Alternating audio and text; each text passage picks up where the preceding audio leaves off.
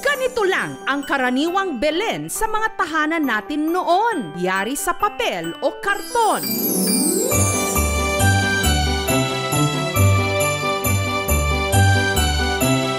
Pero sa paglipas ng mga taon, nagpabonggahan na ang mga ito.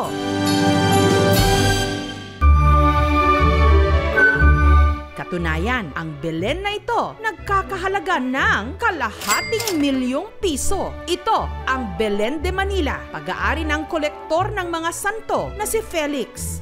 Life-sized image ito ni na Saint Joseph, Mama Mary at ang kasisilang pa lang na si Baby Jesus, ang Holy Family. Nabili ko yung imahe ng Baby Jesus noong 2010. Nagpagawa ako ng imahe ng magiging Mama Mary 2015. Taong 2016, napagdesisyonan ko na magpagawa rin ng Saint Joseph. Sabi ko, bakit hindi natin gawing Belen ito? Sa ilalim ng kumukuti-kutitap na Christmas tree, ang paalala kung ano talaga ang sentro ng selebrasyon tuwing Pasko, ang Belen na sumisimbolo sa kapanganakan ni Hesukristo.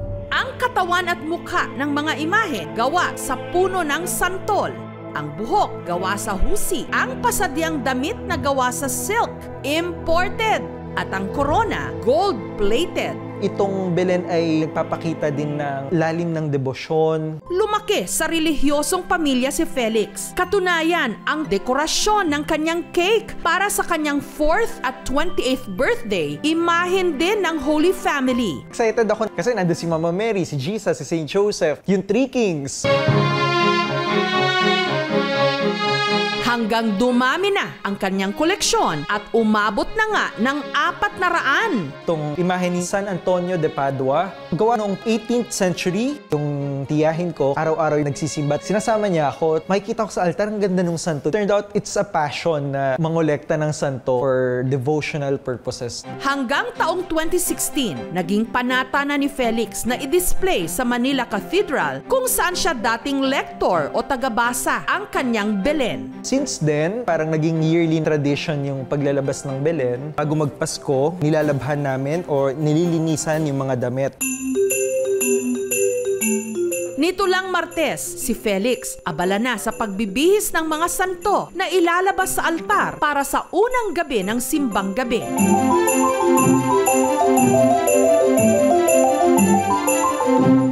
Tapos na po tayong magbihis sa Belen de Manila matapos ang 4 na oras.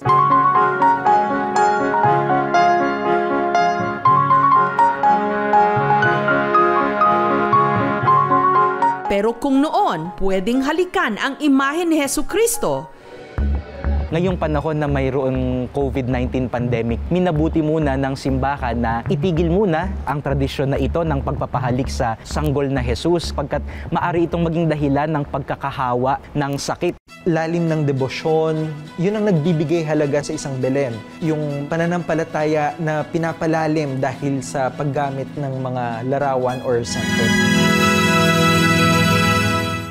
Dako naman tayo sa itinuturing na Belenismo capital ng Pilipinas, ang probinsya ng Tarlac. At ang talaga namang itinuturing na institusyon na rito sa paggawa ng Belen, ang itinanghal ng Hall of Famer ng Belenismo, si Jesse. Naging panata ako na rin. Tuwing December, excited ako para gumawa ng Belen. Ang kanyang entry noong 2016, inspired ng Gugu Tree, European Christmas noong 2017, Eiffel Tower naman noong 2018.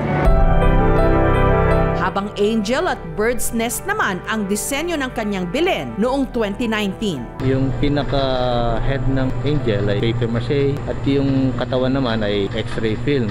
Sa taong ito, hindi man siya opisyal na kalahok dahil nga Hall of Famer na, gumawa pa rin siya ng Belen na ang disenyo perfect sa mga plantito at plantita. Yung halaman ginasi ko rin sa face mask dahil nagko-cover ng antivirus. Ganda po ng pagkagawa ng pailaw nila. Samantala, ang bituin na pinaniniwala ang naging gabay ng 3 hari para matunton ang sabsaban ni Hesukristo, inaasahang muling magpapakita makalipas ang 800 taon. Ito ang tinatawag na Bethlehem Star, na bunga ng alignment ng mga planetang Jupiter at Saturn. Yan ay mangyayari ng December 21. Pinakamaganda observation nito yung time ng alas 6 ng hapon hanggang alas 7 ng gabi. Pero alam nyo bang ang mismong sabsaban ni Jesus na ipreserba rin ng simbahang Katoliko, ang Crypt of the Nativity o Bethlehem Crypt na naglalaman ng orihinal na kahoy ng sabsaban. Nakadisplay ito ngayon sa Basilica of Santa Maria Maggiore sa Roma. Pero hindi na kailangang dumayo pa sa Italy para masilayan ang piraso nito. Dahil si Brother L.K. Flores pinalad na makapagtago ng fragment ng kahoy na mula raw sa orihinal na kahoy sa sabsaban ni Hesukristo. Ito po yung relic na maliit na bahagi lamang.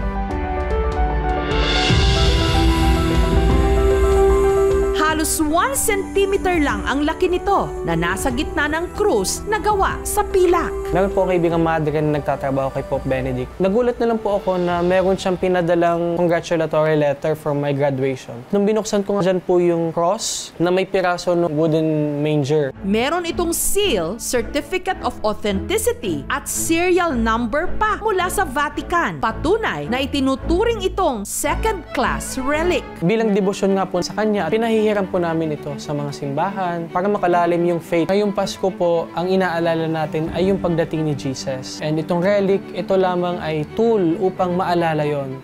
Dahil sa pandemya, marami sa atin hirap madama ngayon ang Pasko. Pero hindi ba't noong ipinanganak si Kristo, hindi rin naging madali ang lahat para kina Jose at Maria. Para lang matubos sa kasalanan ng sanlibutan, itiniis nilang maipanganak si Hesukristo kahit pa sa hamak na sabsaban.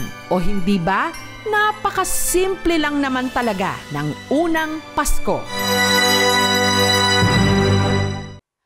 Thank you for watching, mga kapuso. Kung nagustuhan niyo po ang videong ito, subscribe na sa GMA Public Affairs YouTube channel.